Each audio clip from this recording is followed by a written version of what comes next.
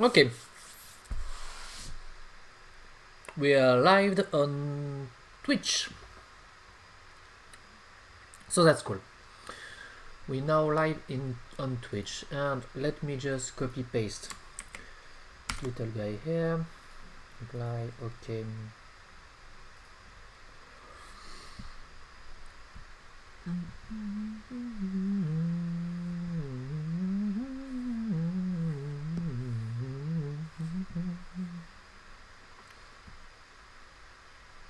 And we are now live on Instagram. Okay. So, welcome to this Codevember session number 15. Let me just reduce a little bit the music on Instagram just to be sure that it will not go above my my voice. Okay, so it's Codevember number 15. Yesterday we made this little furry guy which has some nice noise on the fur, so I think the noise is quite interesting. The fur is a little bit more correct, and we also have some light traveling the fur from the base to the tip of the fur. I want to point out something that I found. It's if you remember, I've tried to correct the roll gravity because on the two first fur shader experiments, it seems when the instance rotate on himself, when we spawn it, remember we rotate on himself using some kind of random rotation, and it seems on the previous one that the gravity was not following this rotation. So if I said I want the gravity going to the ground and the object is rotated by let's say 90 degrees, then the gravity will be rotated. So I've tried to correct this by simply multiply the gravity by the rod to object matrix, and I thought this would correct everything, but it seems not. Let me show you. So it's not the proper way. So if I simply want to have, let's say, some gravity going, let's say we want the fur going behind the body, like some kind of wind, you know. It might be we might be saying maybe some gravity be on the z-axis of -1. Okay, then if I simply try to augment the gravity, as you can see, we are a little bit going on the z-axis, no problem here, but we also going down, so I'm not sure about why this is happening, but it seems it's really not correct, so maybe I need to take the original position of the instance and take this original position plus the gravity in order to change this. It might be because of the local space which did not take the translation. I don't really know, so I want to try to correct this part, but I have another idea which is more on the art direction. So what I want to achieve today is trying reduce a little bit the sound on my ear. Okay, is trying something a little bit different than yesterday. So I kind of like the way the light travels, and I was thinking it might be interesting to change a little bit the ramp we are using here, and trying to use what we've used for the light. Let me explain. Maybe instead of taking the color from a ramp using a noise value, maybe we can simply take a color from a ramp, taking the position of the fur so going from the base to the tip. So we might be result with something quite interesting, especially if the color is darker on the base and is lighter on the tip. So it might be the first experiment. The second thing I want to work on is again the same like of things we have here with the traveling light, is maybe trying to make some shaders where the fur will be growing. So we will go to the base and we will grow until we reach the tip, and maybe we will grow down. It might be interesting. So I think we will need to change a little bit the compute shader or not, because everything will. So if I want to change the height of the fur, it might come from we might need to change the vertex shader, but maybe if I want to have a ping pong time, I will add this variable in the compute shader. And then I want to try a new thing also. It's more on the art direction again. I want to try something. It's using a quad gradient. So a quad gradient basically is a gradient on the square, on each corner of the square, and basically it's kind of a 2D ramp. Okay, instead of using a one-dimension ramp, I will use a 2D ramp in order to have a color going from the base of the our little guy here to the top of our little guy here. So you know what I mean. I will take the normalized position on the y-axis to achieve that, and I will create a quad gradient directly in Photoshop. And for the color, I also had an idea. I think I want to go with some parrot. So let me show you.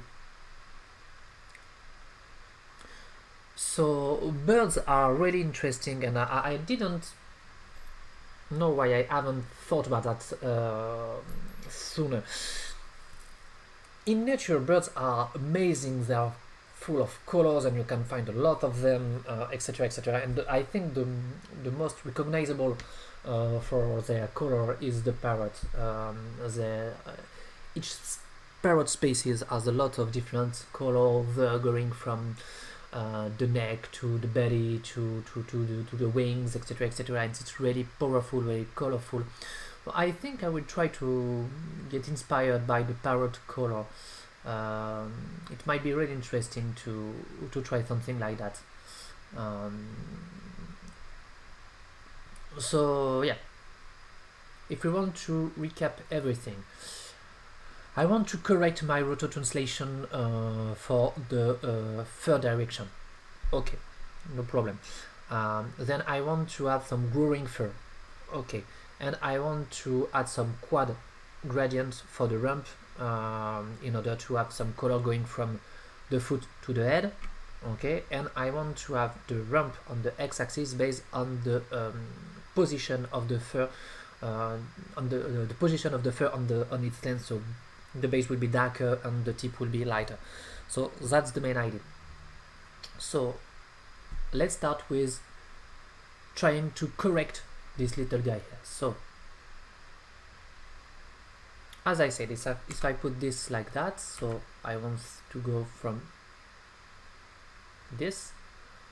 As you can see, we're nearly going to a vector which seems to be, if I try to augment, yeah, as you can see, we seems to go to a vector which seems to be on the beyond the body. So I was thinking about maybe we need to take the position and add the position to the direction, maybe. So let me put that. So first of all, we will try to simply get the gravity, just to see where we are on our, if we use only the gravity and if we not take a linear interpolation between the normal and the gravity, which gives us this nice curvature. So let's try that. Of course, you haven't seen it, but I've prepared my scene already, so I've already made some duplicate on the GPU mesh controller, the compute shader, and everything. So everything is set up as 15.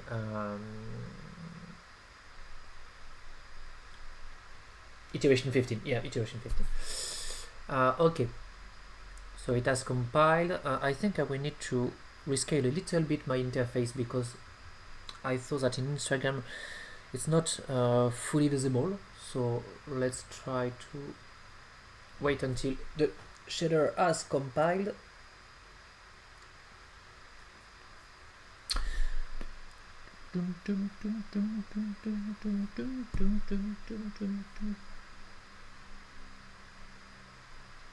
So again, it's a fur shader which has a lot of different passes, so that's why it takes some time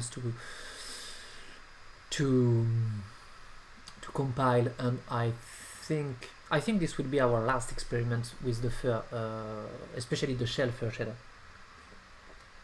Kind of like it, but I will try to find a new okay, no, everything is visible in the scene. I'll try to find something new to experiment with next week. So let's click play, and now you can see. Okay, so now you can see I've said that my little. Okay, so my fur will go to a gravity direction which is on the z-axis. So as you can see, we are pointing to the ground, which is not what we wanted. And if I say -1, we will go pointing beyond the user. Okay.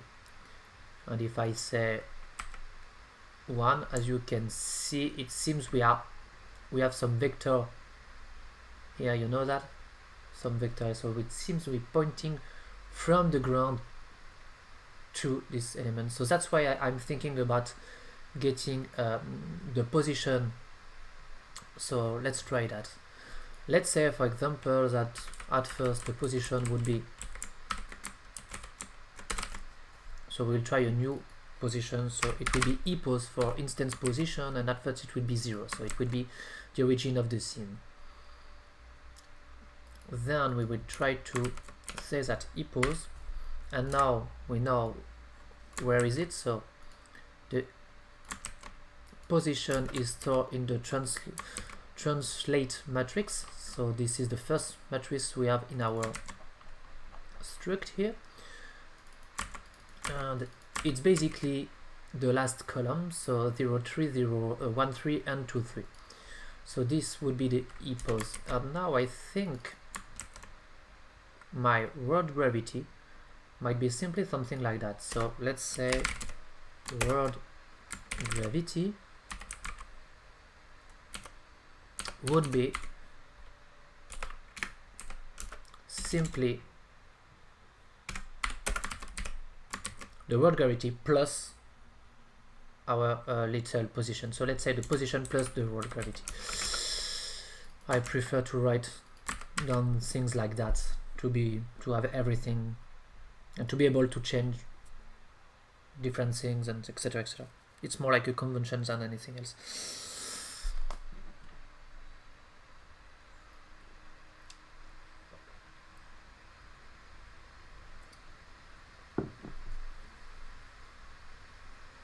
Let me shout out to Twitter that we are on live stream on Instagram, and so let's try that. So wait until it's fully compiled.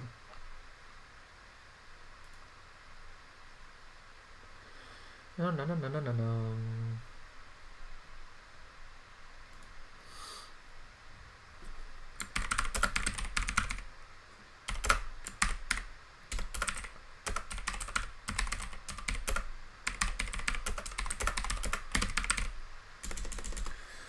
Instagram, Twitch.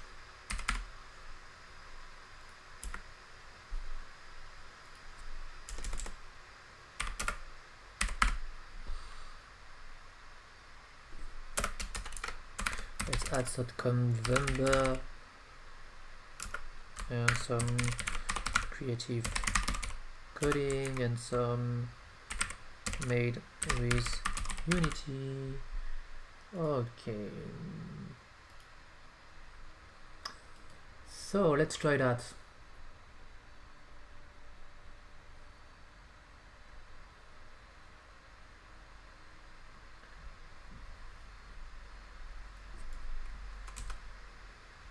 So as you can see,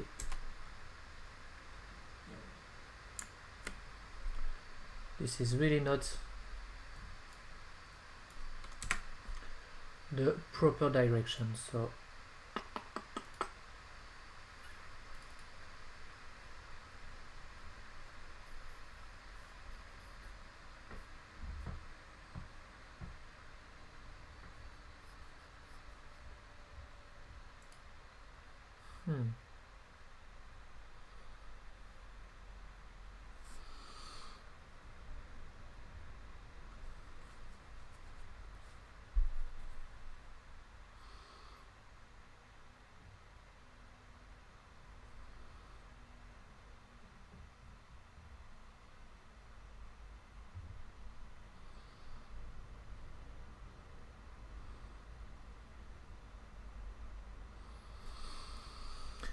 maybe we need to multiply the eye position by that to be sure.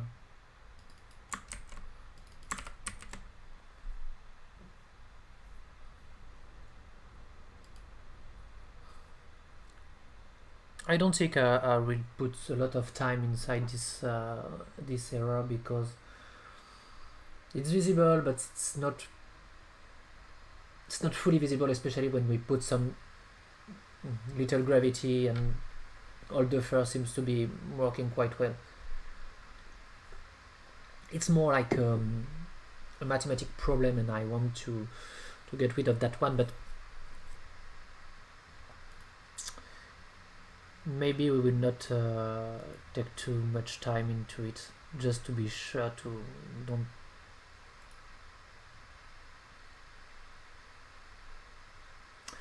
don't lose too much time.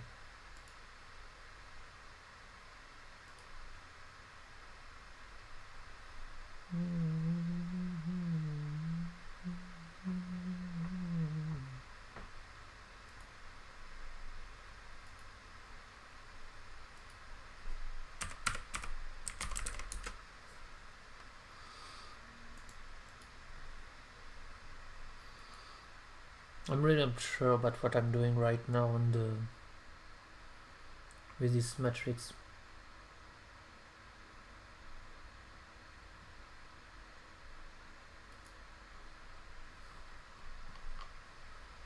Because really matrix are not my specialty.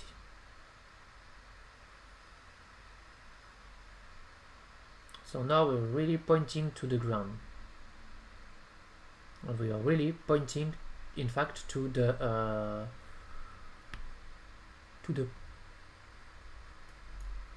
origin. So we seems to have the same thing. So okay. So we know we have a problem here. So let me check. Let me say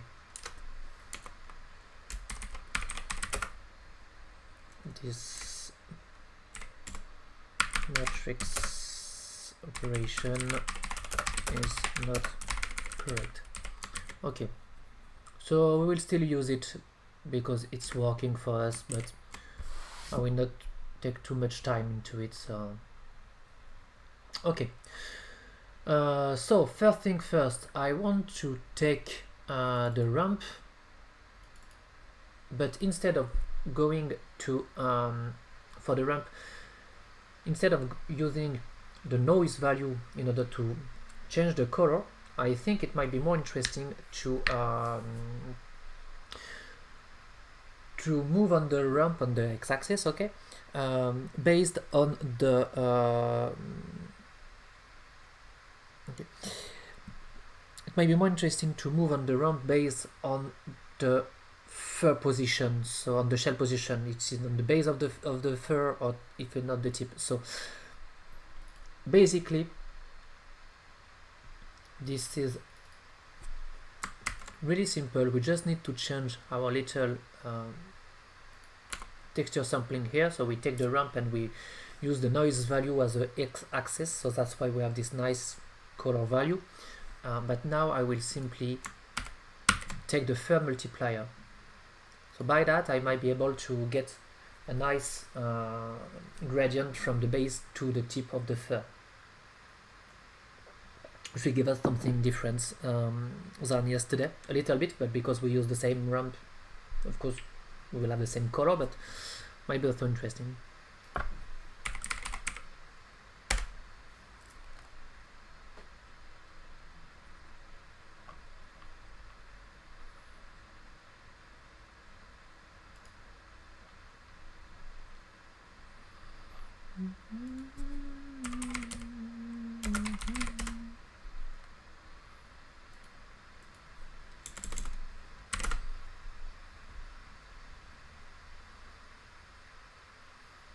In parallel, during the compilation, I'm trying to find some nice color scheme from birds. You can see there is a lot of different kind of colors going from every color available. So this one is really beautiful, going from brown to yellow to blue. It might be really interesting. Okay, it seems to be compiled, so let's wait until we can click play.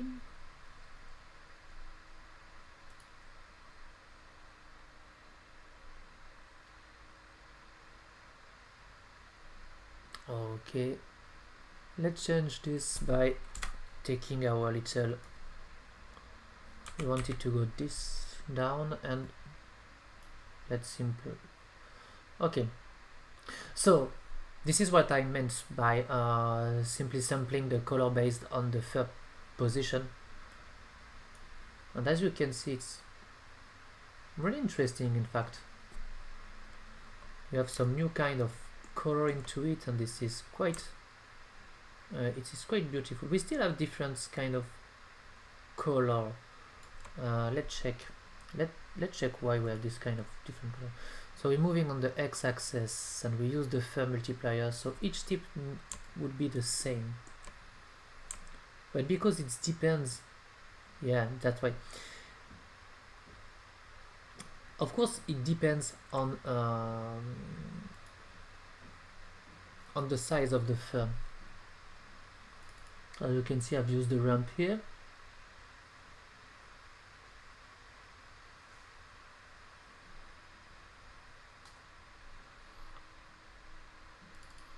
Fur length, the fur multiplier.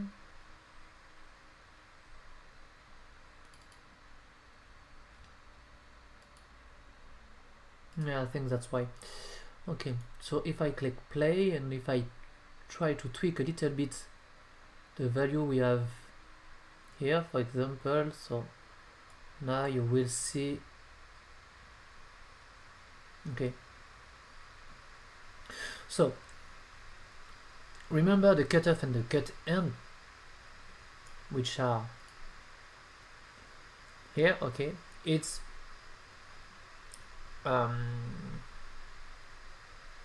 base. It's the value we use to discard some pixel and to have this nice little fur. And basically we left between the cutoff and the cut end based on the fur multiplier. Okay, so that's basically the thickness of it, and the mask is this value minus a smooth thick plus a value, and is based on the fur.alpha. So basically it depends on the alpha of our texture, so that's why we don't have this nice we have this nice gradient here.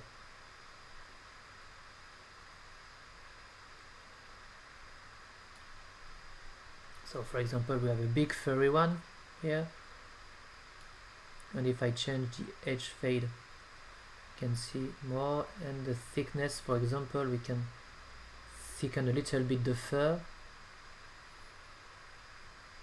and this would be quite interesting as a furball man. We can also add a little bit of our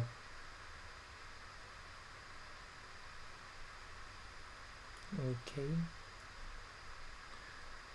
and I've changed a little bit this one just because I want to see more fur. Okay,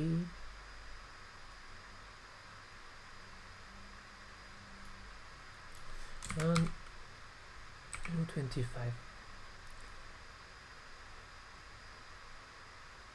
So now it's really interesting. Let's say 25, just to set that the fur is a little bit thick and it's really don't fall down too much. Okay, so we have this round color. We can also change various things in order to get some nicer look. Let me explain. Another thing we can change basically is the emission, because we add some emission, which is quite good in fact, to simply have this ability to emit some light directly from the fur. But like my hair, which has I have a lot of them, so if I take some part of them, so on the base, because we have a lot of elements, it might think that it will not be emissive. Okay, so it's really a simulation. So if I want the base to be darker, I could simply change the emission from the base of my hair and to the tip, because the tip are receiving more light, then it can emit more light. So that's one of the ideas. So I can simply take this, so multiplying everything by the fur multiplier on the basic emission. So we will get the real ramp on the base, which is darker, and on the tip it would be more light.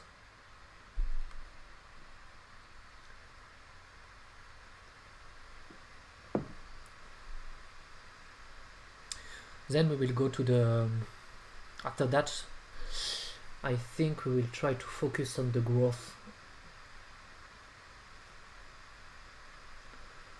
I don't have the full idea about the growth simulation, but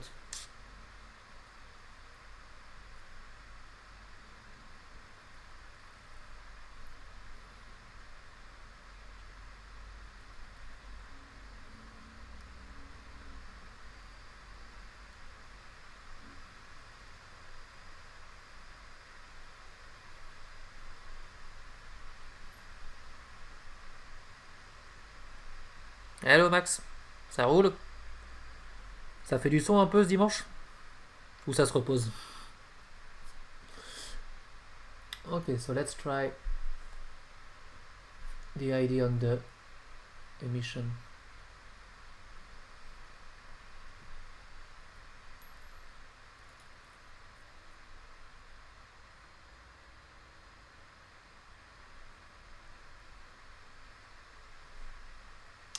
So it seems to be less visible than I thought. But if we simply change this,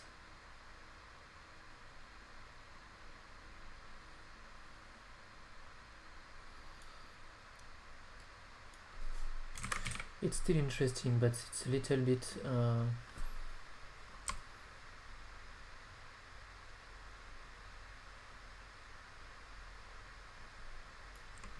okay.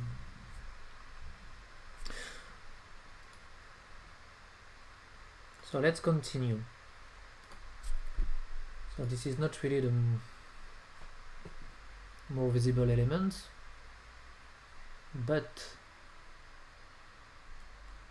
let's delete this ramp. Then I want to make some growth. So a way to do that might be simply changing the fur length, which is basically taking the fur length value from our parameter, multiply by the time with that in our compute shader, which is, I think, O dot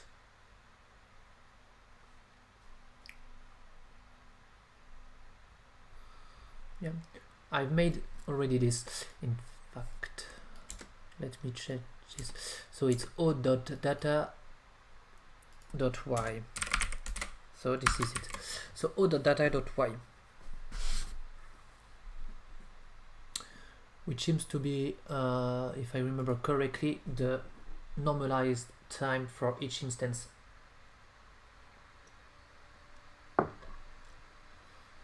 So because it's a normalized time from each instance, and especially with a curve, also on the animation, we will have the growth, but we don't have the growth down. You know, the fact that the fur will just disappear, will just grow down. We have different things. We might simply thinking about having the fur growing and then fade out. That could be a solution. Another thing could be to have simply the fur growing up and growing down. Or that might be another solution. And we also need to remember that on the base of our system we have some black shape. So we need to consider that, because I think they will be visible. So we need to consider that. So maybe we will simply use something like the black shape will grow and then disappear, or grow up and grow down like the fur.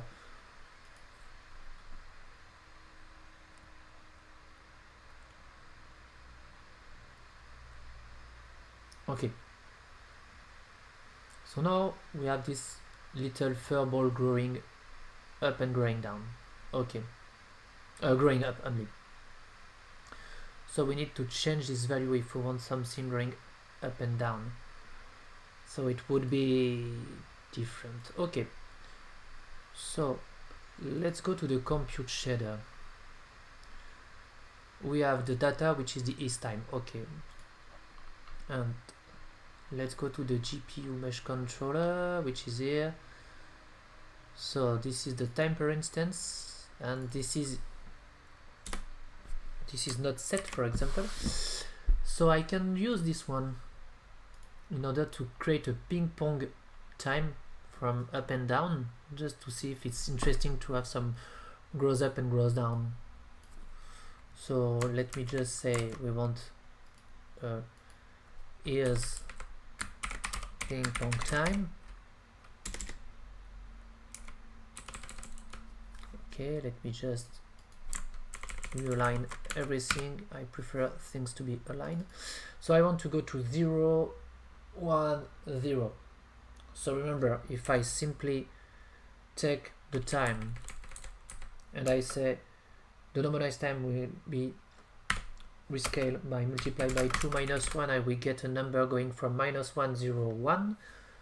Then by taking the absolute value of this, I will get a number going from 1 to 0 to 1, and by taking the inverse of this, so 1 minus, I will go from 0, 1, 0. So I will have this nice curve, and then because it's a cubic, an out cubic, I will have a time going slow down on the edge and accelerating when it's going down. And let's put this in properties id.x.data.z. Okay, and in the vertex shader I could now simply multiply the fur length by the z component of the data value.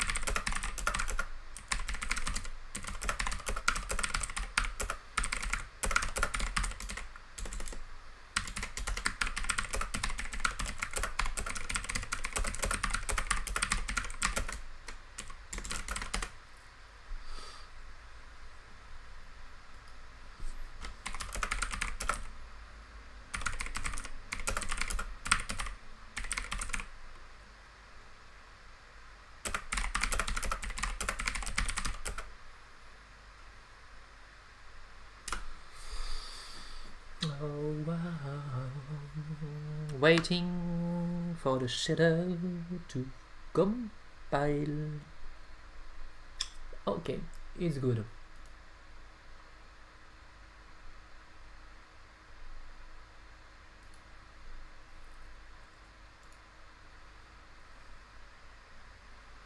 So, growing down, growing up and growing down. So that's interesting, but we have something like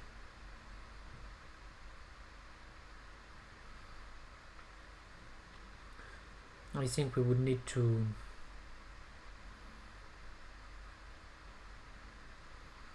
also change the size.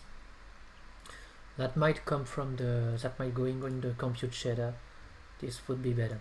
So remember, for the size it would be something simpler, something like float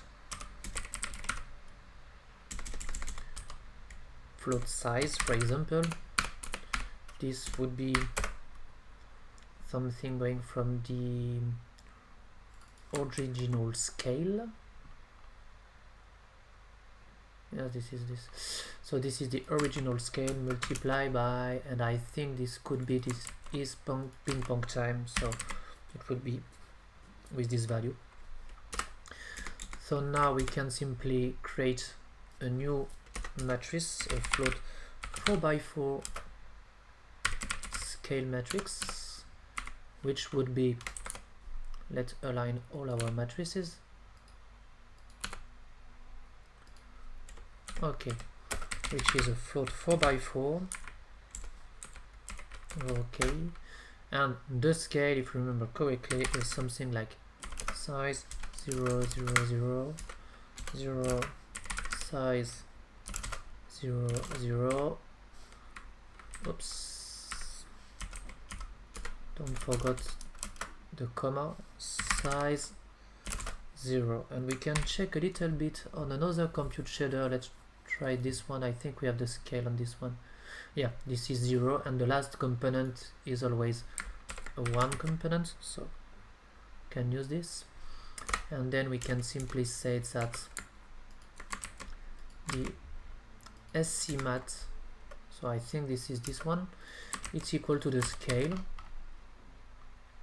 Yes, it's SCMAT. So now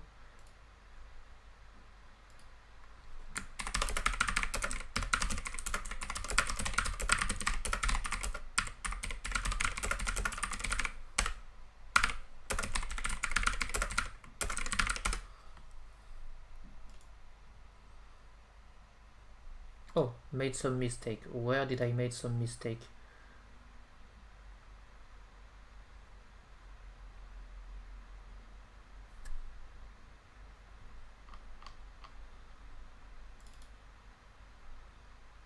Of course I made some mistake. Yes, it is a float 3.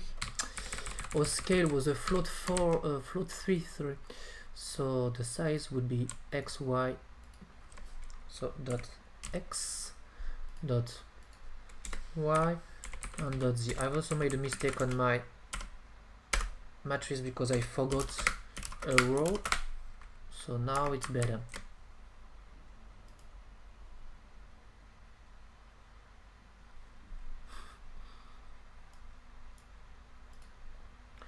Let's try this one. Yeah, and it's interesting the way we have this growing up and down.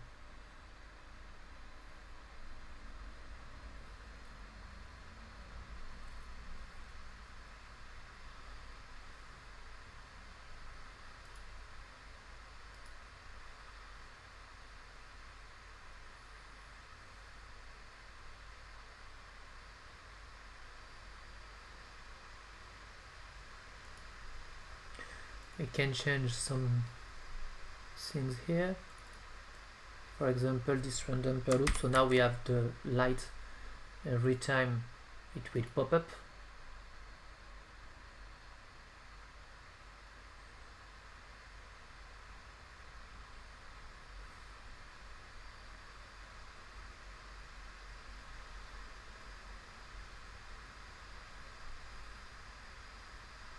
Can also change something like, maybe we can don't have the gross down.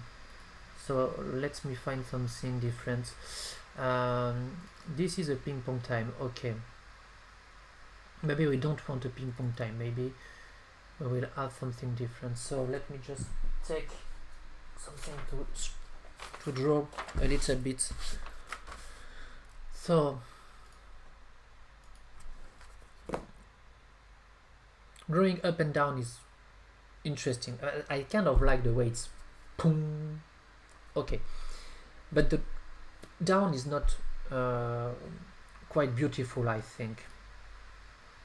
So another thing might be to have this growth, so off, no problem, and then maybe having some alpha value, and the alpha might be on the end, so at the end of the growth, poof, and then it disappeared. Okay, so I think I can simply, again with the time, use a smooth step at the end, so something like yeah, I think that something like that might be interesting. So let's change a little bit the time. So this would be not be, so this is the is time, the is ping pong time. So we will change the name in order to remember everything. So this is the is light time. So the light, we will still get this nice cubic, so poof, this is okay. So it's going here, no problem. Then we will have the is growth, and for the growth we didn't want to have something going from as ping pong, so this would be different. So let's use the norm time for the moment, but I think also I want to change the curve, and maybe, just maybe, instead of having something going poof, it might be interesting to add something popping, okay, but with a little bit of elastic easing, so poing, something like that. No, I have some kind of that, I think, in my easing. Yes, I have a easing out elastic, so an out elastic here. I remember that it has a power, but I don't know the power.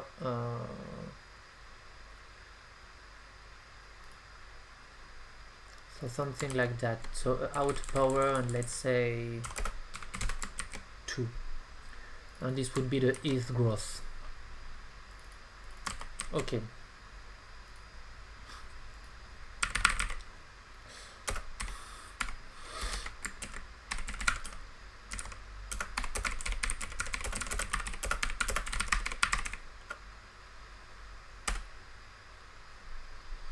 So undeclared ping pong time somewhere. So I've made something, yeah. So the size, of course, we use here for the is growth.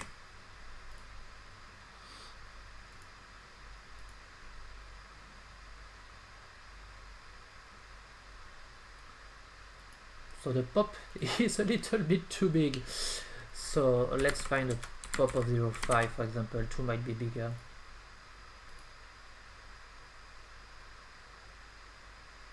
Oh, ready? 0.1.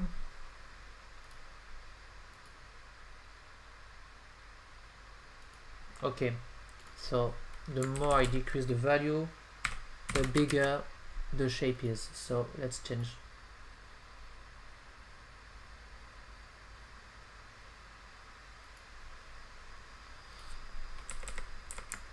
Let's say 20.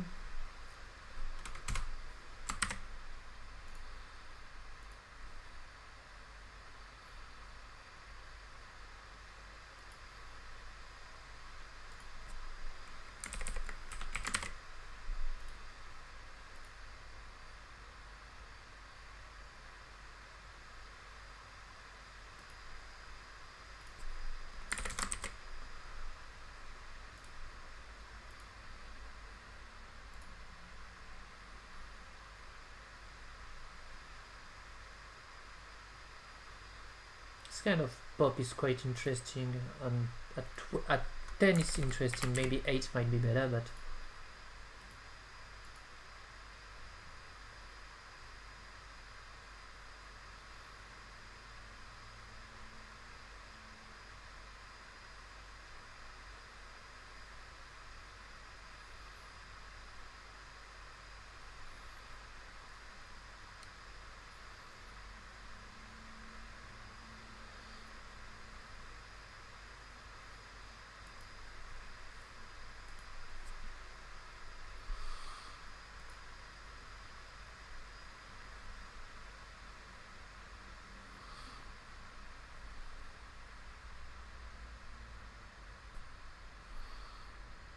okay, let's keep this one.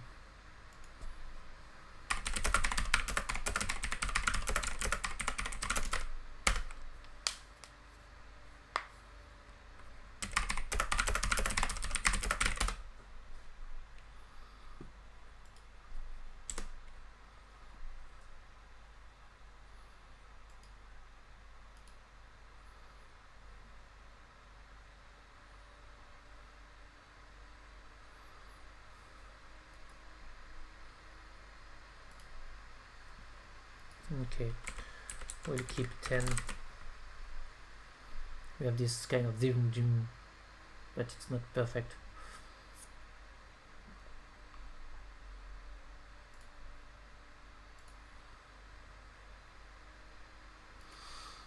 What happens if we use the same value for the light for the fur? Just to check.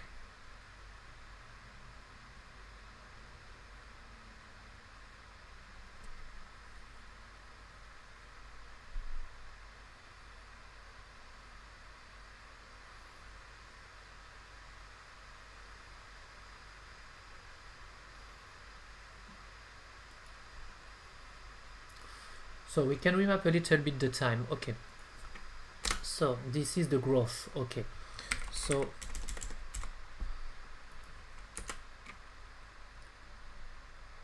if I set 0 for this, okay, you will see that my okay, you can see a little bit the way it's, let's say something like 20 for example. You will see how the elements are growing.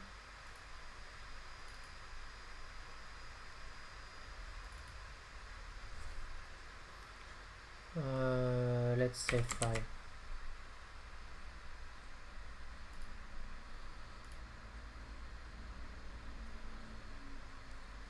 Okay, so that's our elastic value. It's popping and it's kind of bumping, etc, etc. So we can change a little bit we can use this for the bouncing, not a problem. And we can, so yeah, as you can see with 2 you will see a little bit more the bumping, so 5 would be interesting.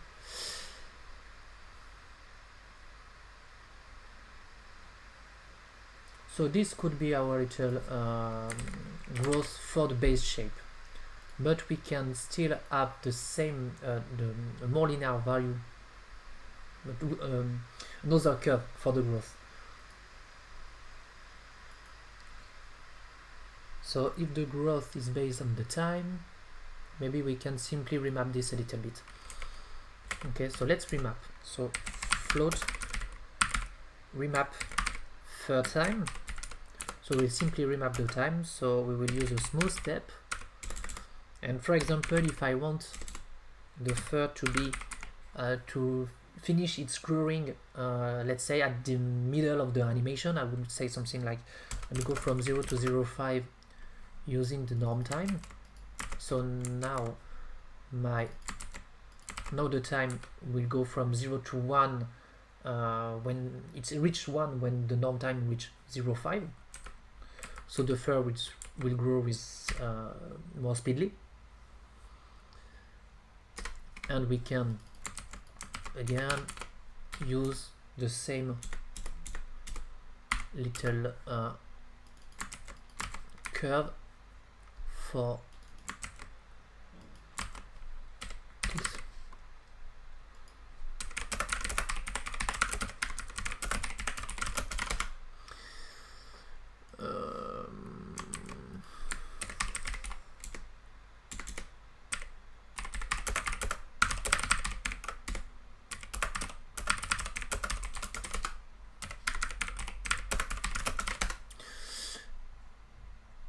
And this will be here.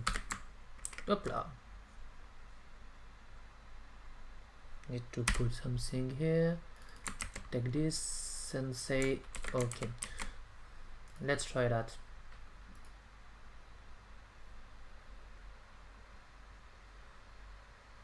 So now we have some nice, a little bit of bouncing, and the fur is completely grown at the end of the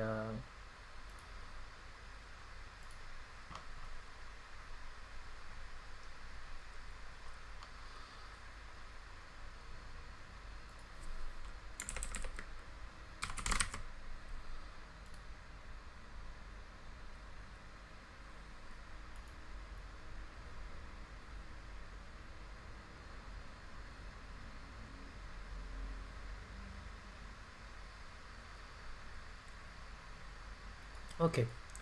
So the base system is quite interesting. So now we can create some value for the alpha. And do we have any place left? I don't think so, because we use the index which is on the data. So we use the data W and data X, so we don't have any place. But I think we could put the alpha directly in the transform velocity.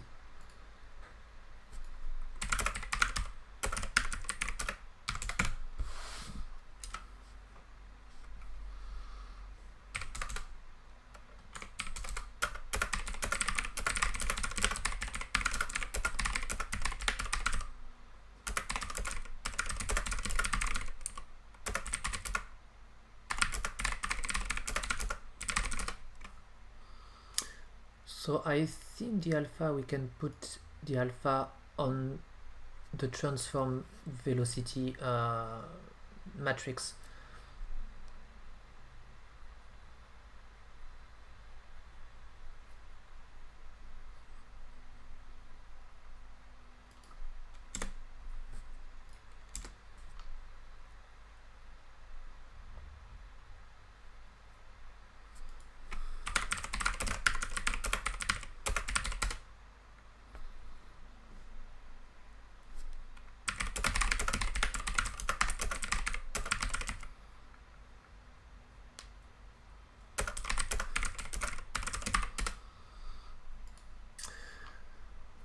So I was thinking about, oh yeah, that's, so this is basically the same idea. So we will remap the alpha time. So basically I want the alpha to fade at the end of the animation, so maybe something like that using the smooth step. And let's say we want something going from 0.8 to 1 based on the norm time. So this is the same system, and now we can also simply add some curve into this animation to have something with less linear animation. And we need to put this in our velocity. So let's check a place, for example, the last component of the velocity. So okay, let's try that. And in the velocity here, we would take, let's say, o.color. Did we use the o.color, the in.color.alpha? I don't think so. Let's say in.color, we multiply this. Okay, but then the RGBA.alpha, I don't think we'll use this. Okay, so I think I could put in the O dot color. Oh, instead of putting this directly, I can put directly in the O dot color. In fact, that might be a better solution. So this dot color dot A could be equal to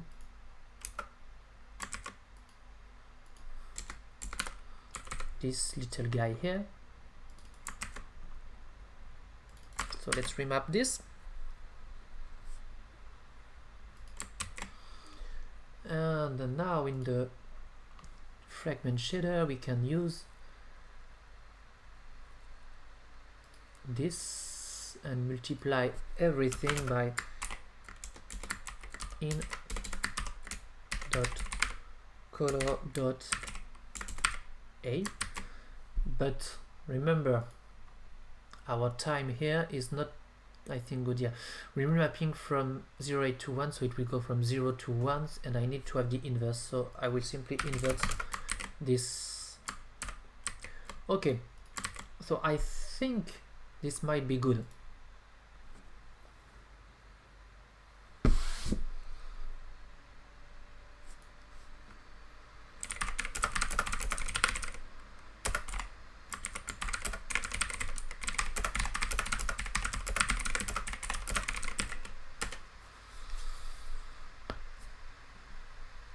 So it's compiling.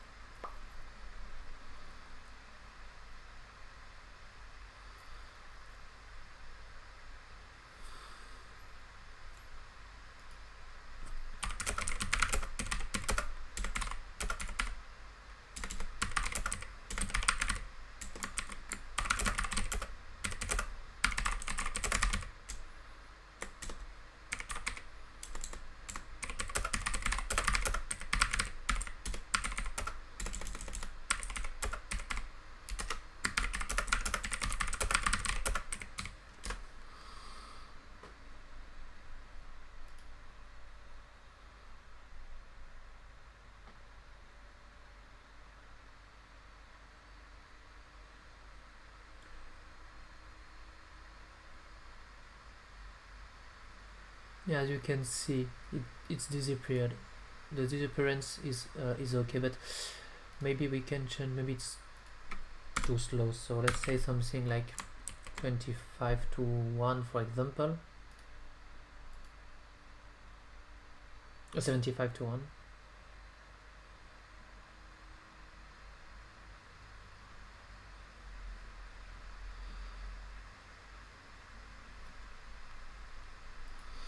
Let's zoom in a little bit to check how it's disappearing.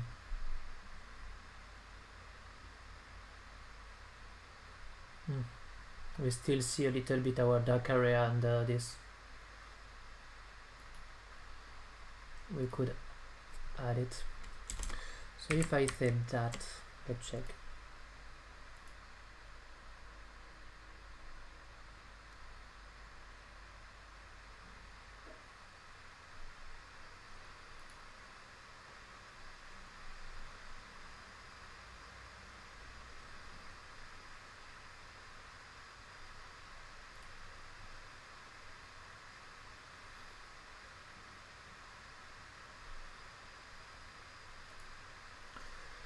Maybe we can change the base.alpha to check.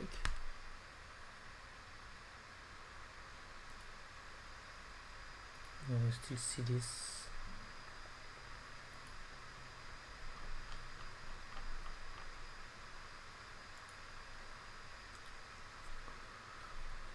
So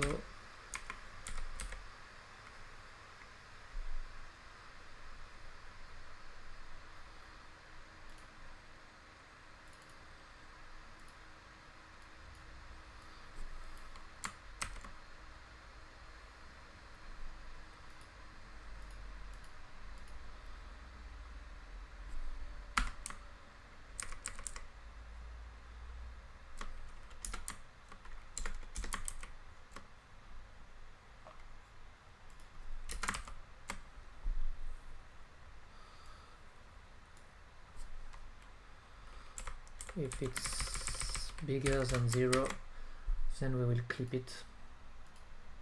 Let's try that.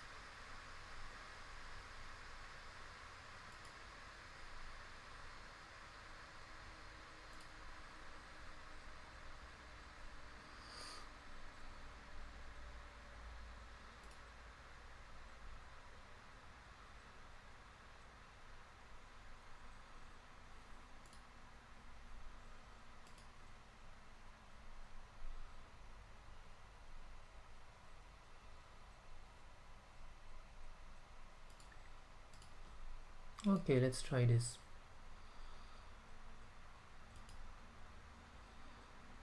Okay, so now the clip is working.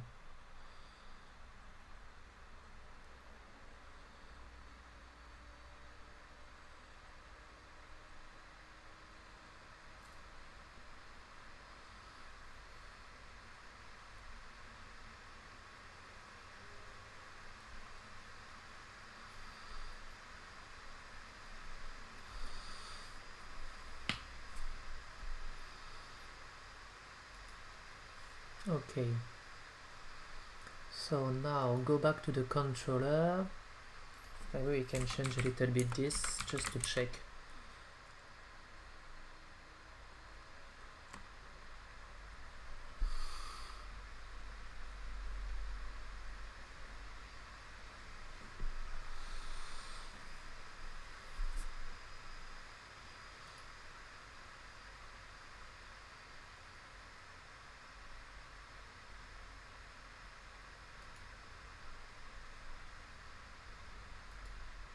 This is strange. Doesn't take the scale. Why doesn't take the scale? The scale is this multiplied by this, so it might be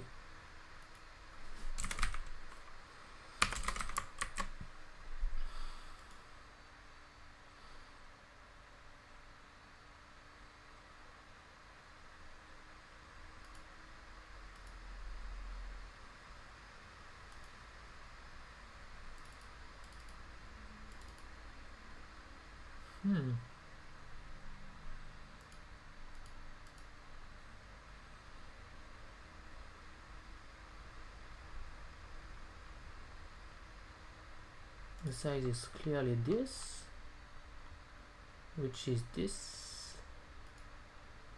So why do we don't have a proper scale value? I don't know. Let's try to change the fur.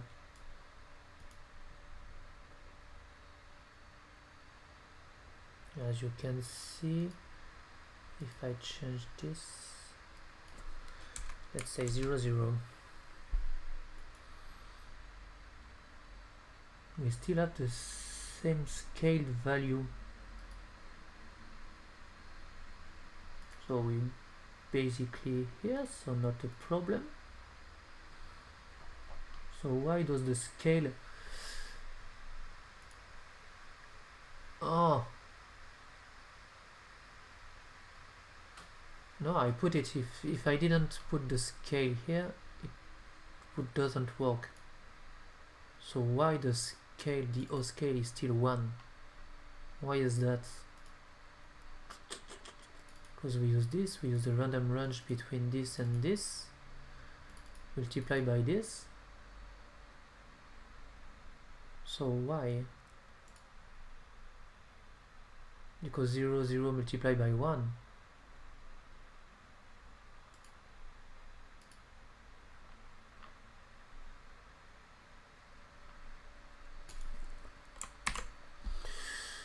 Why?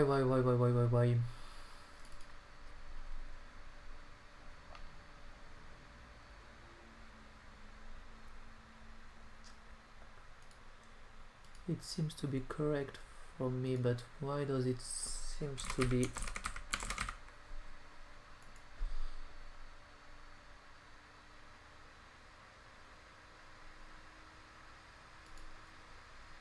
Okay, does it come from the compute? Let's check.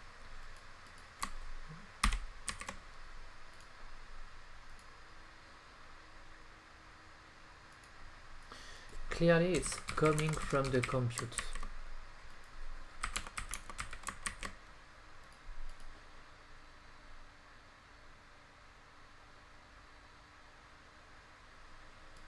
Okay.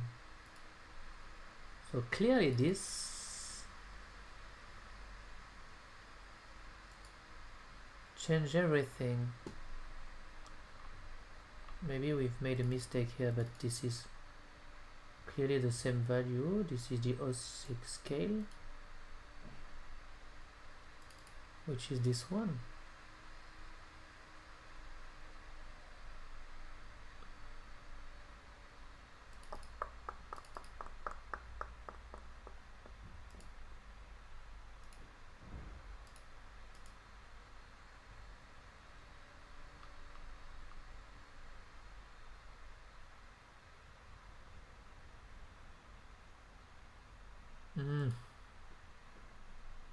We forgot something.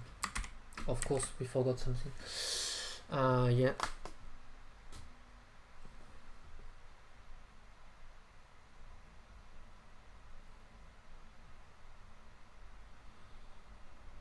Because transform vel is okay. This is this part. Okay, so we've put the velocity directly into the scale, the original scale matrix. And I rewrite the original scale matrix with a value of 1, but I need to simply say that it's the original scale, of course, here. So basically I'm taking an advantage of the last column of this matrix, which is empty, in order to put my value, but if I take this, it would be better.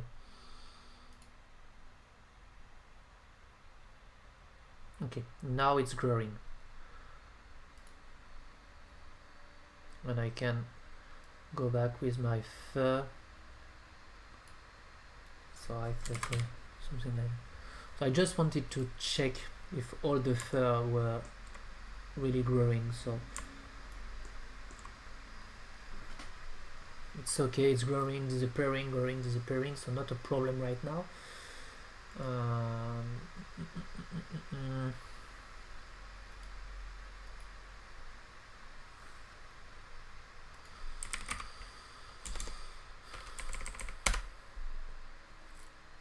So that's okay for this one. Let's think a little bit of our experiment. Because we have the growing system, so sure.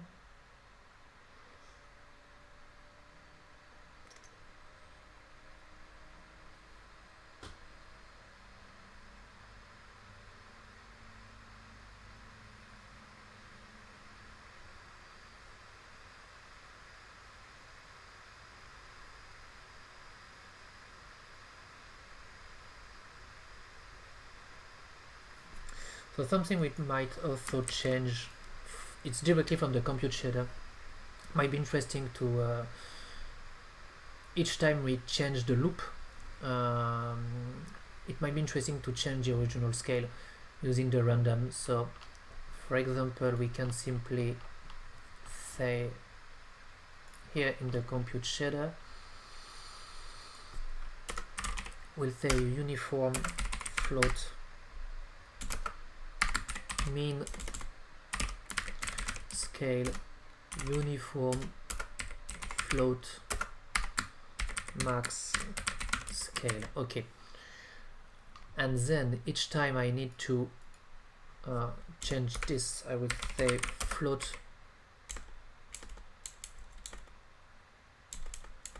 we have this in fact random by, so this is basically a random, you know, float loop index, etc, etc.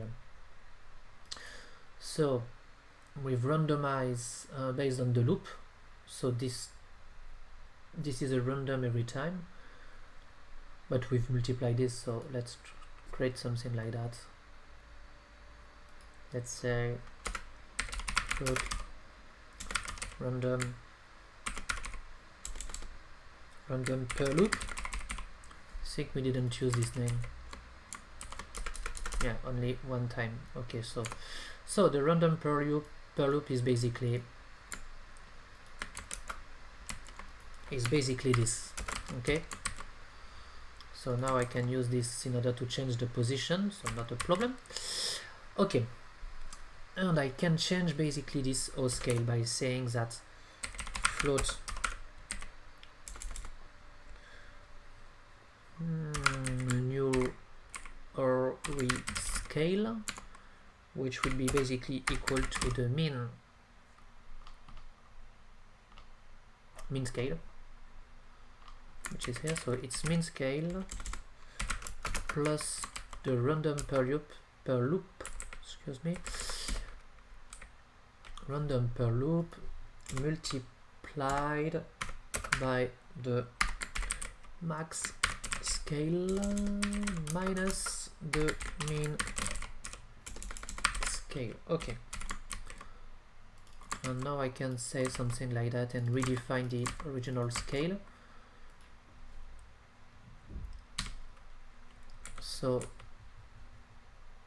this, okay, this is our value multiplied by O scale. Okay, this is it, so O scale. Okay, and now here I just need to say something like that, so it's mean scale max scale. So here we say max scale is equal to max scale, and set float mean scale is equal to mean scale. Okay, perfect. This could work. So each time it's changing its position, it's also changing the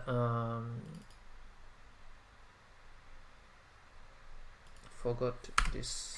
Okay, little guy here, and it was a random 3, I think. No, it's a random, it's a purely random.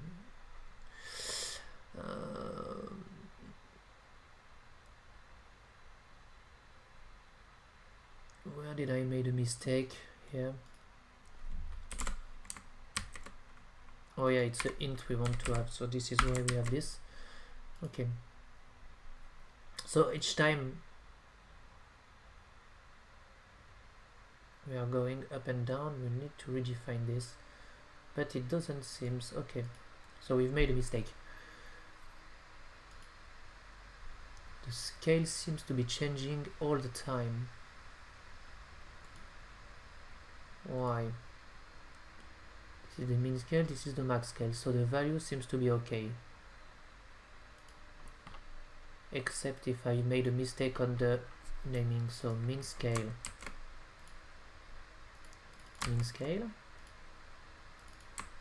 max scale, okay. I know where I made a mistake. I've multiplied it by the same value here. So it's basically something like that, multiplied by a float 3,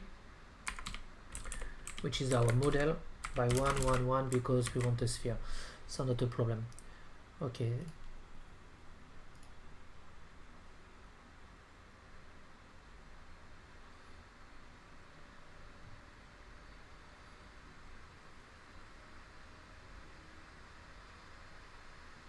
so now it's changing its size and etc etc, so it's quite interesting.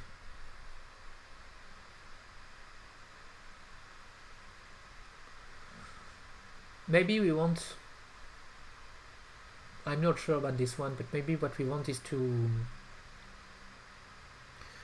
not take the rig, but taking the position on the mesh. But I'm not sure because I think I'm quite happy with this element. So sometimes we have a big one, sometimes we have a small one, so we're redefining everything, so I think it's better.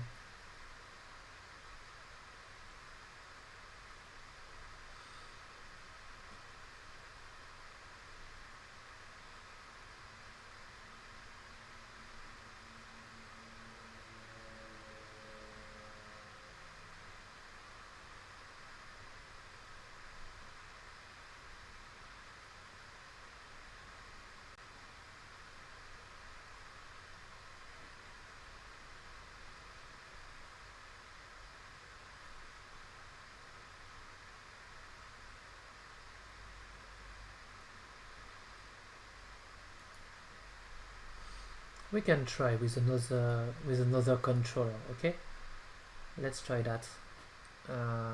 Let's try another controller just to be sure and to check. So it will be 15.2. Okay, it's 15.2.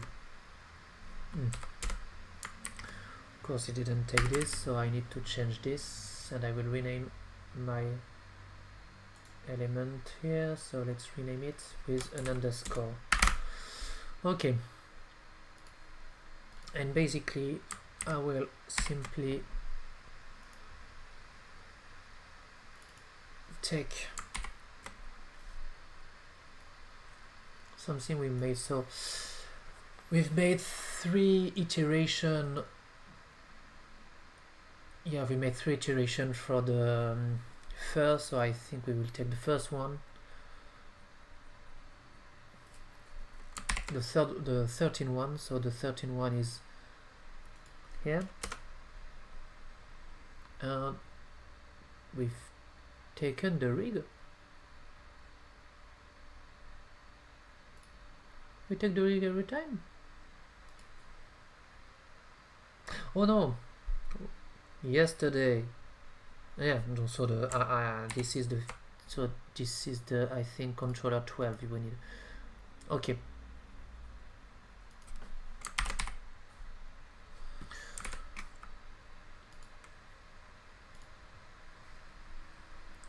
so in this, instead of getting this, we would get this, of course, and of course we will simply change this by this.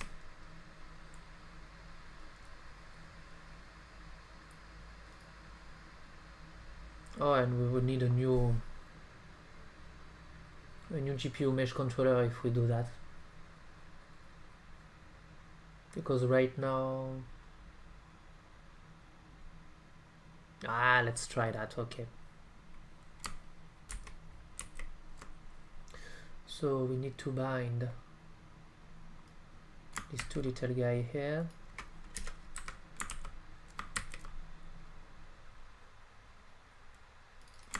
and also this one here, and this would be changed by this,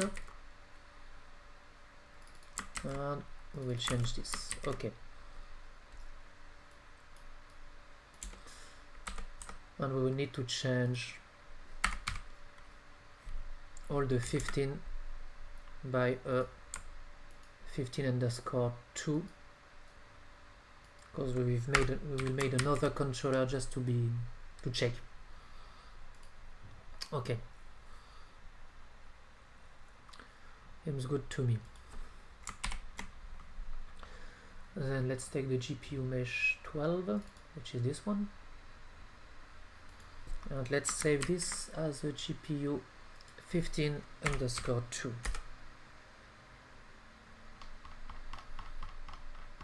So 15_2. Okay, we will need to again take our little guy from the inspector, so it was this. Okay, so we need the pose list and the norm list, and now that we have here, don't remember the max instance, how we define the max instance.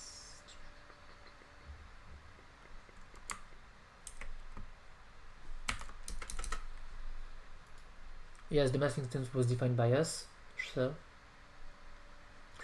and we would take a random position in the pose list, which was this. Okay,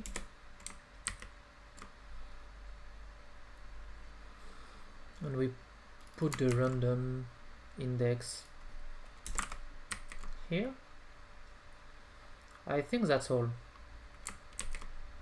That's all we would need to change for this one.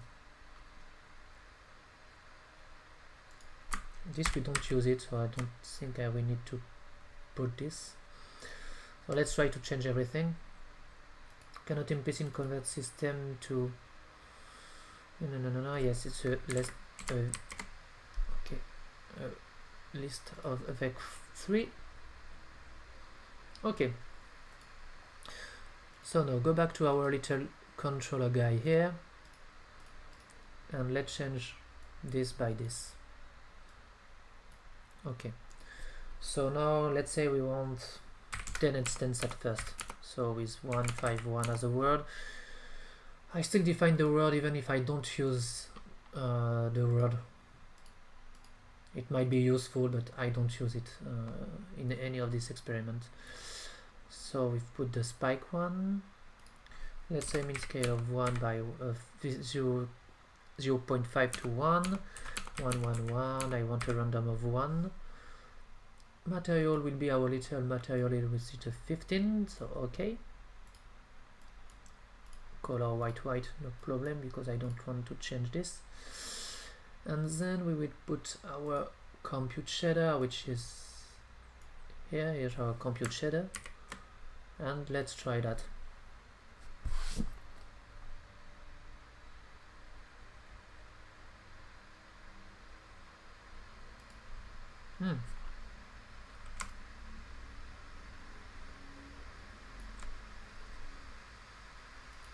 This is strange.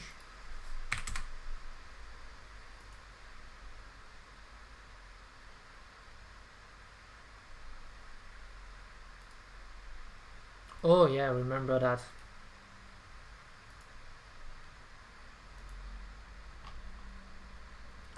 I think we've made a mistake here. Or not.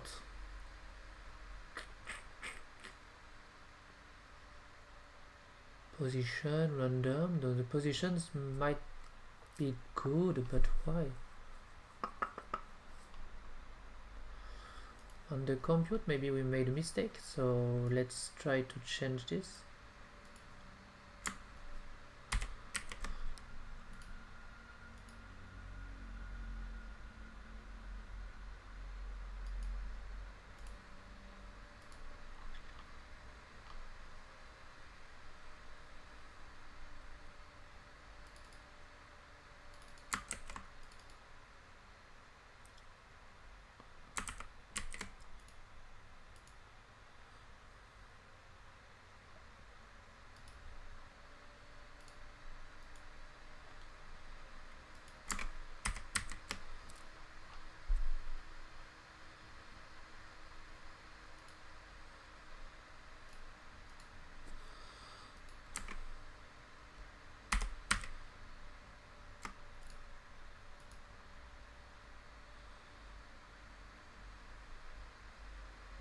Oh, I have encountered a crash on Unity.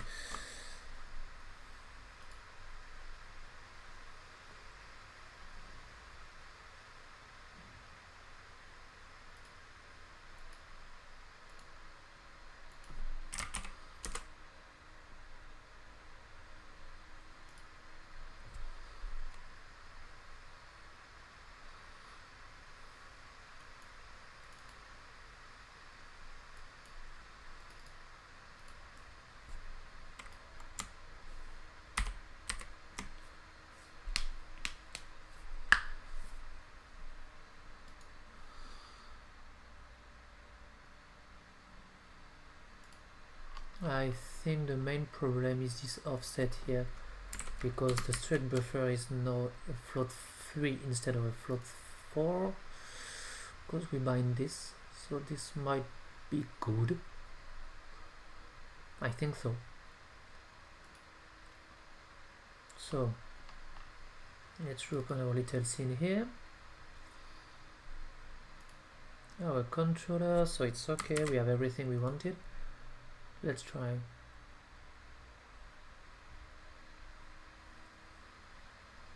So yeah, it's working again, so not a problem. Okay, so maybe we want 100 of elements, for example.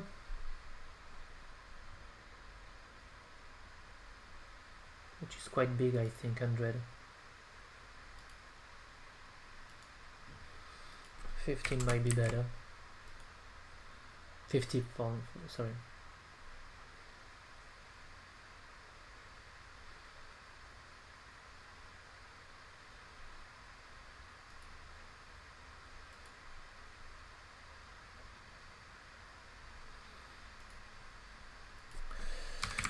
$25.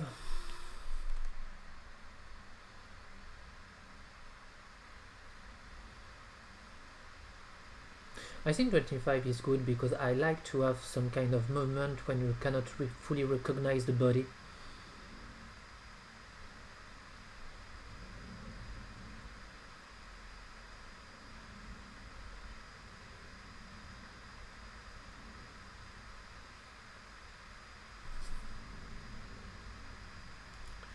Let's say something like 35.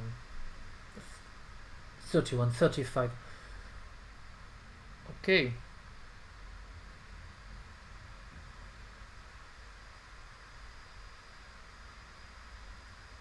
Okay, let's change our color system now.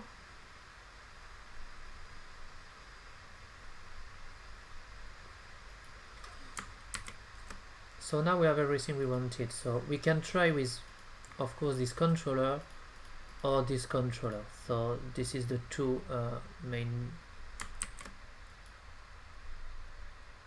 element we have. So we need to change a little bit our compute shader, because of course I need to say something like that, and then open the second one, which is here.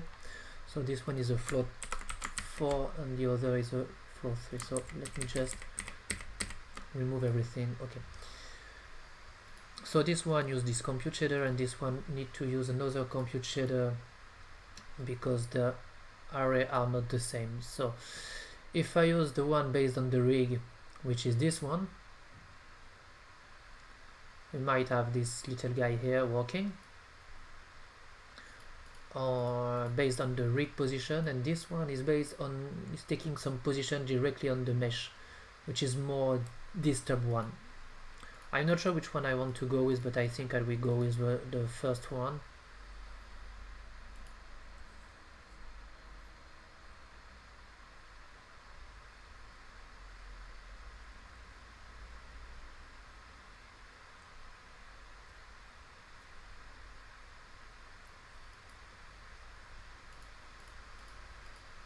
Or the second one, not sure. Okay, let's try the second one, which is more, might result in something more organic.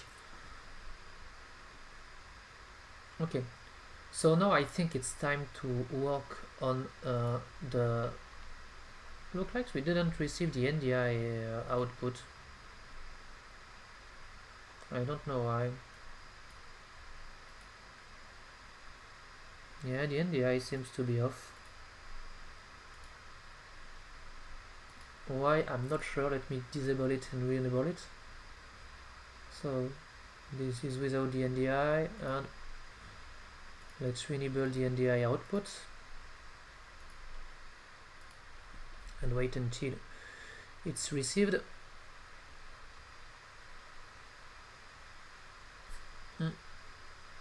I think I will need to relaunch Unity to retrieve my NDI output. Okay. So we reached the last part of our little experiment. So let me relaunch Unity. And the last part is basically only on the Unity. So the last part would be to taking some color from birds, you know, maybe this one, so a lot of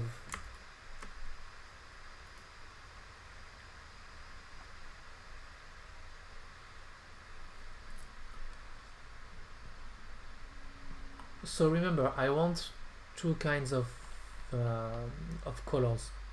I want a quad for colors, so I could simply take various color. Let's try.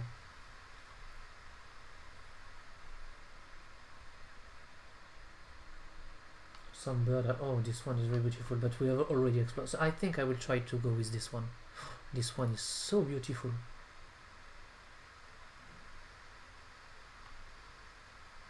Okay, so where was my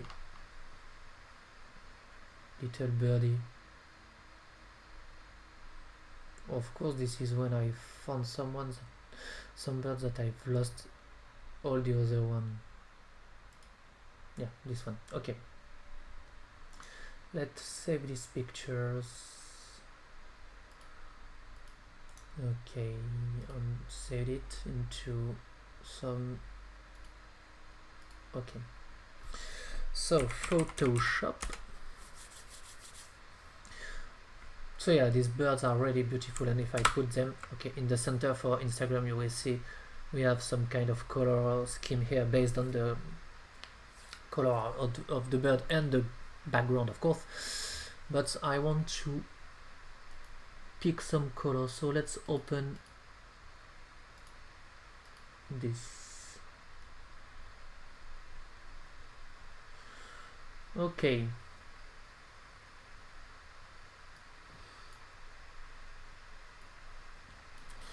so let's say I want to create a new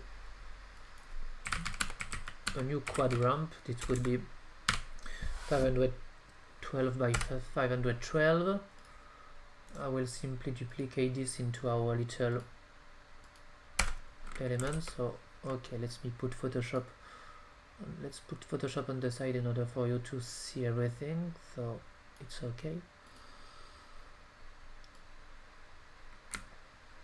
So I want various color. I want this kind of gradient on this part and this kind of gradient on the other part. So I think the best way to do that might be to create some gradients, some quad gradients, something like that. Okay, we're using an artboard, so I might put this outside so I can pick the color. Okay, could pick some yellow. First of all, let's pick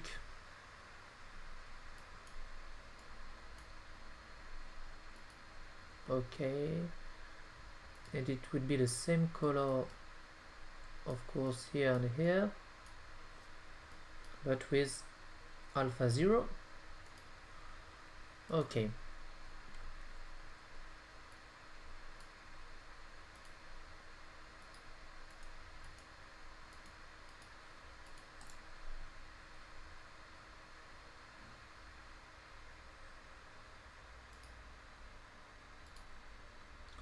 let's put some color outside just to see everything.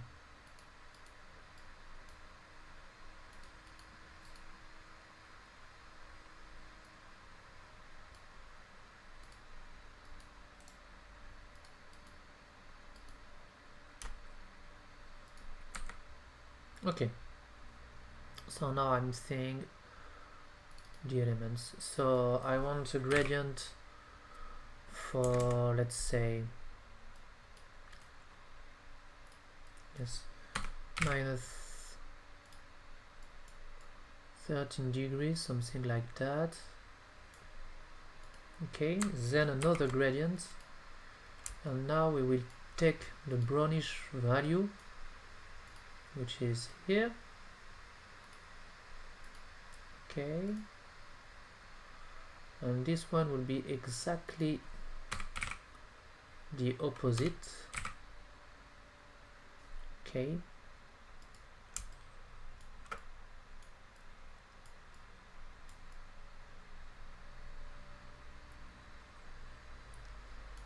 like that. I'm really not sure about this one, but we have various way to achieve this. So as you can see,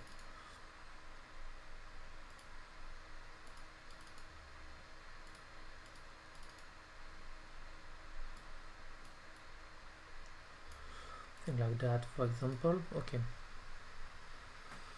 and another way would be to simply change this by that, going here and saying that we want some blue value. This blue is not really beautiful. I think I will pick a more bluish one, something like that.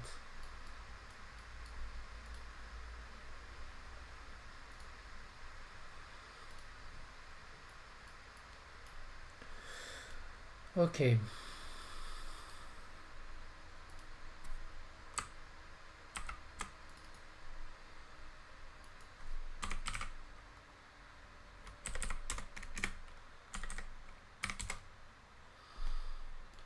and now we can pick some green.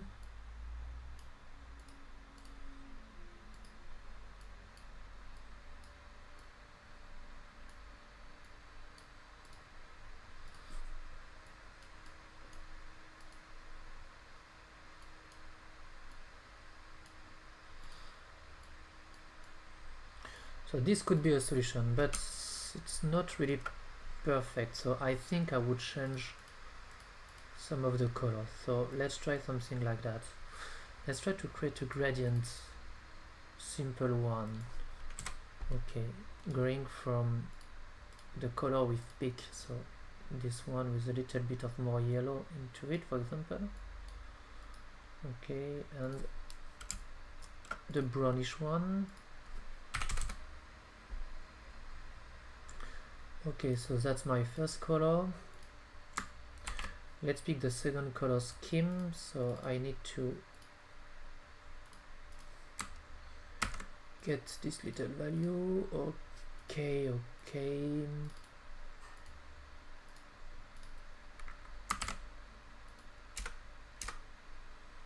And this little value here.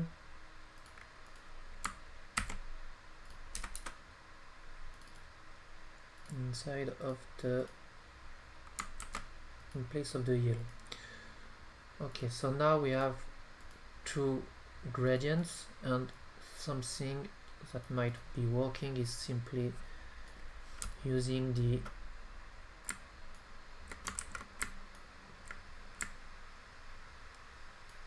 okay, something like that. So now we can simply go over this quad gradient. So let's save this one.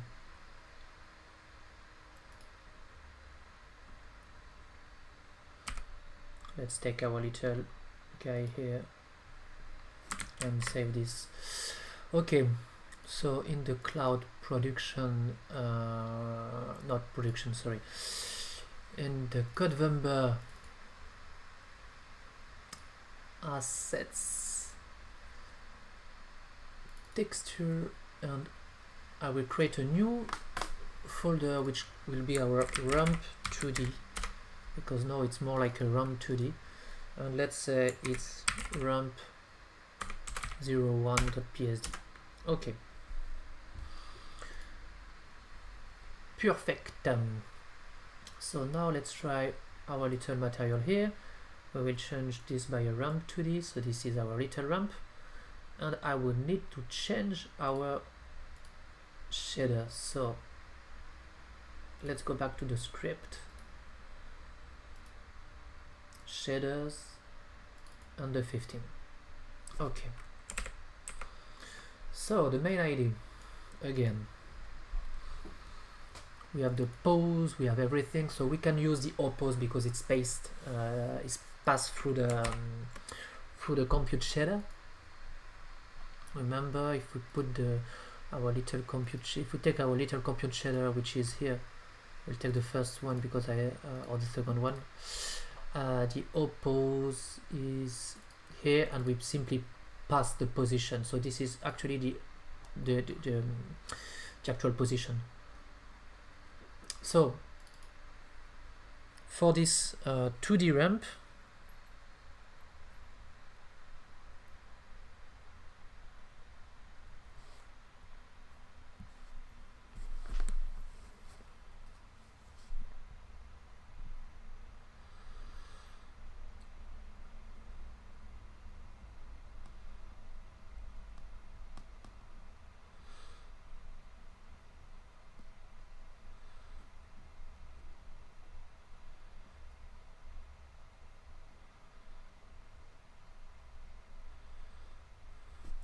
okay, so we just need to change this little guy here based on the normalized value of our position, which is basically something like that. So remember, we will say something like norm y. We have used this already on various experiments. So it was simply oppose dot y divided by 1.8 because our mesh has 1.8 as a scale. So this was that, and yeah, oppose it prop dot oppose. It's not a problem. And now we can use the norm y here as the y-axis. So if it's 0, we'll take to the base of the 2D ramp, and if it's 1, we'll go to the top of our 2D ramp. So it might be our solution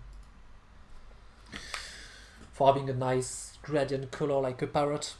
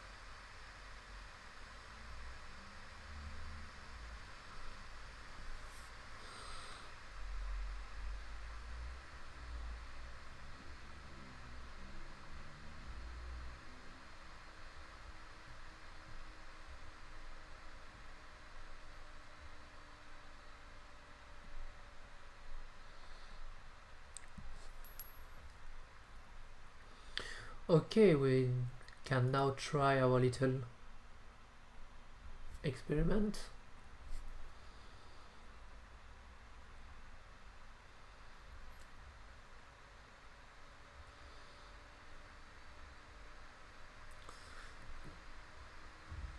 Oh, as you can see, we have one which seems to be a little bit not on the proper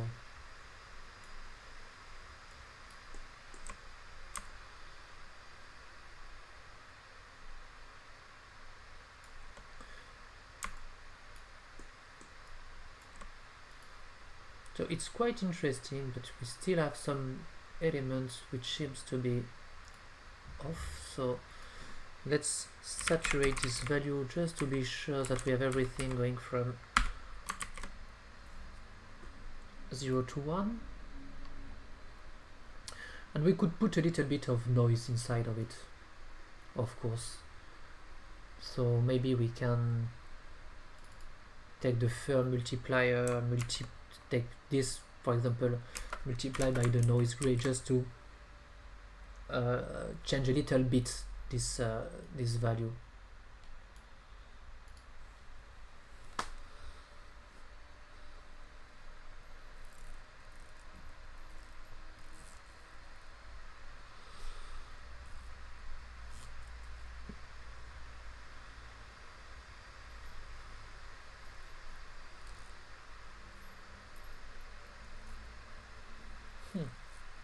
The sun is going down, which is quite beautiful, in fact.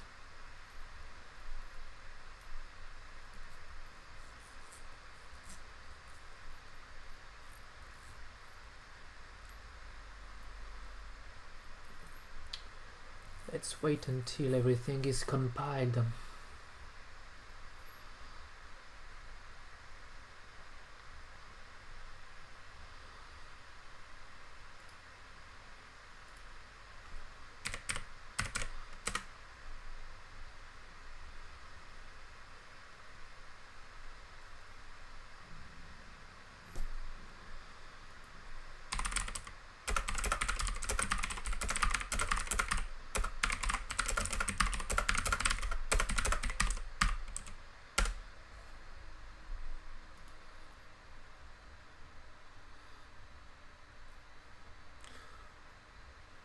So now it's a little bit more noisy.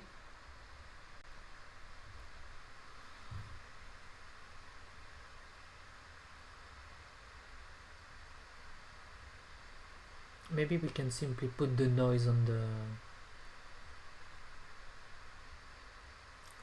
It's too noisy for me.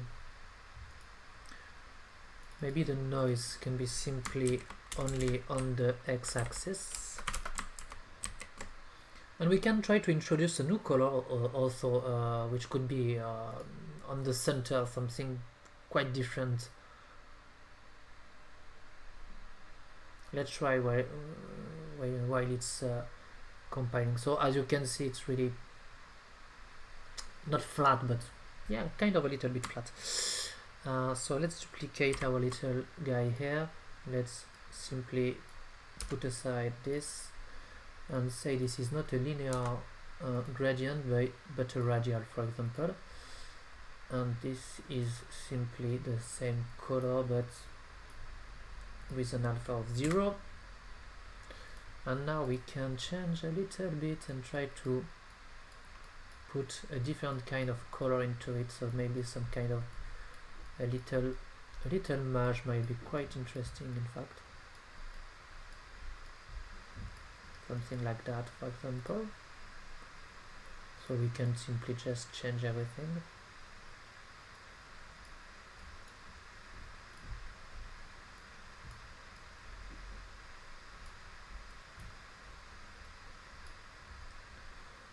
Like that. And then we can also try to change some of the blending, just to change a little bit the way it's affecting the color.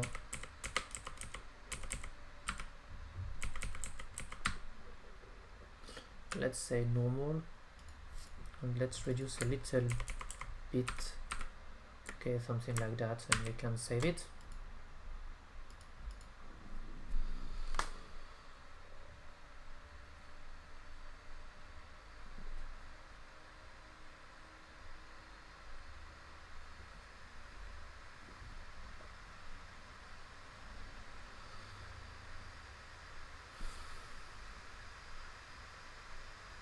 It's not really beautiful having this. Maybe just remove this and simply play with this color might be enough.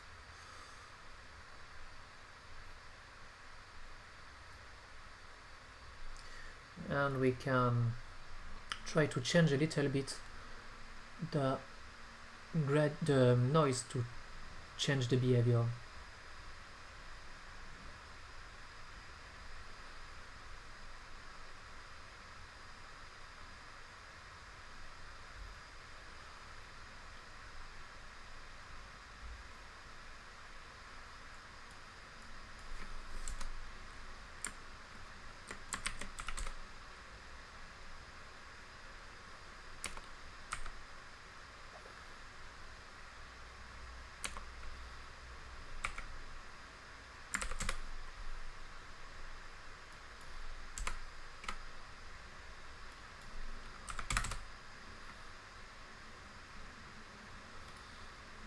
for example 10 would be quite a lot of little differences inside it. I'm not sure about the 10 value, but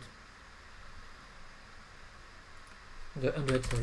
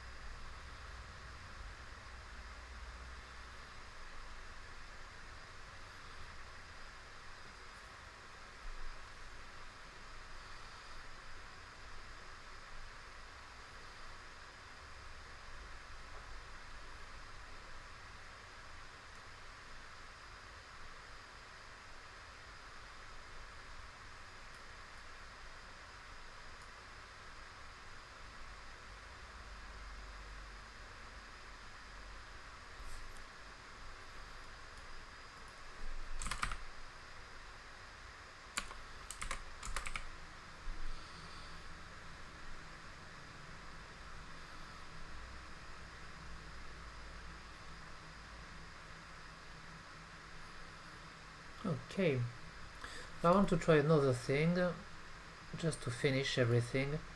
I can try to disturb a little bit these elements, and by simply try some deformation.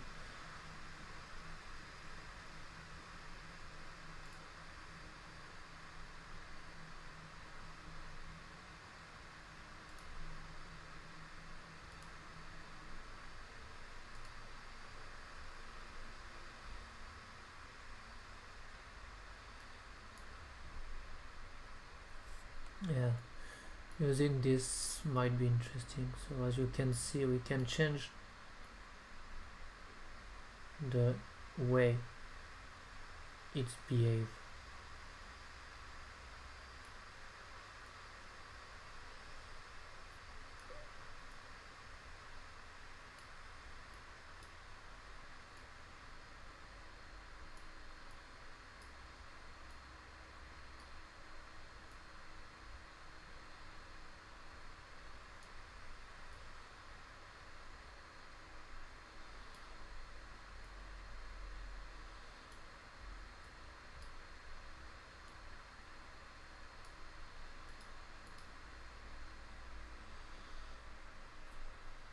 Not sure it would give us a good interpretation of the parrot, but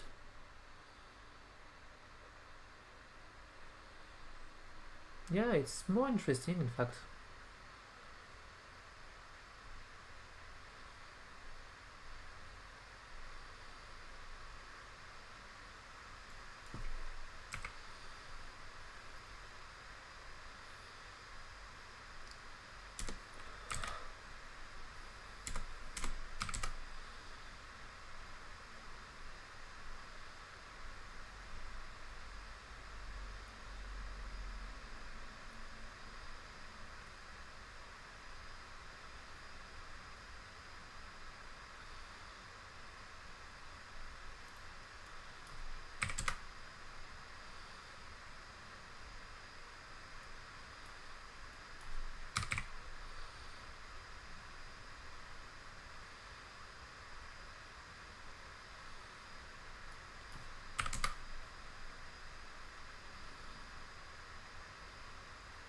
I think we have our little guy now.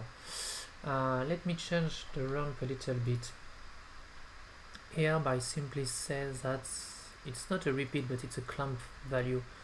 So if we are on the edge, it will be clumped.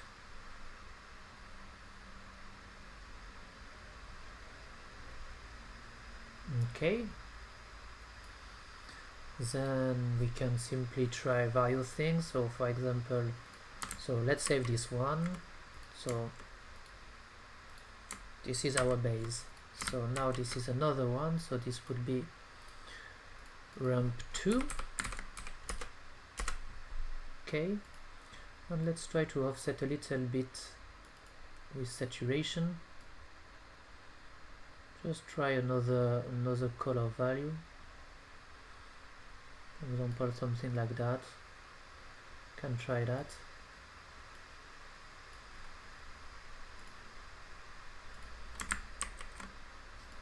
with the ramp 2.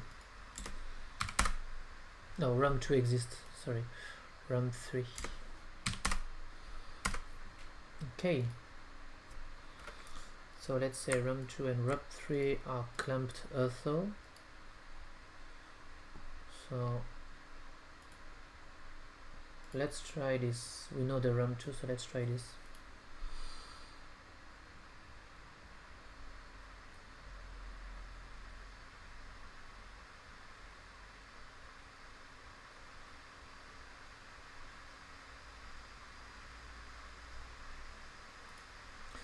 So it's quite interesting. I think we will go with this one,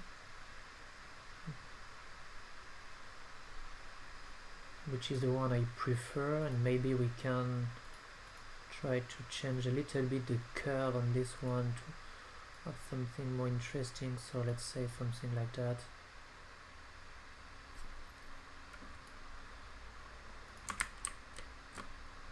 So it would be ramp 4. Okay. Ramp 4 is clamped again.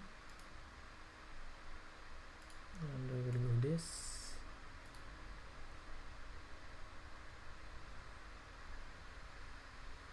It's a little bit more interesting. Okay.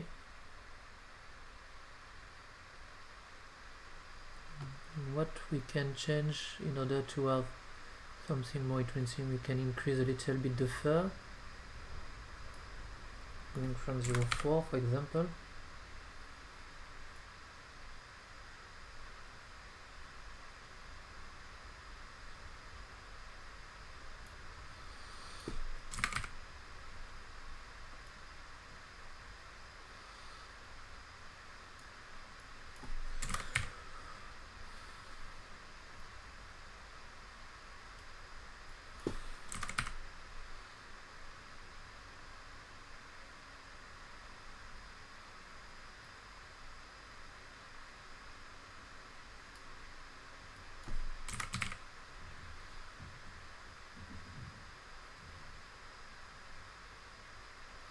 And we can change a little bit, so let's add some vel movement.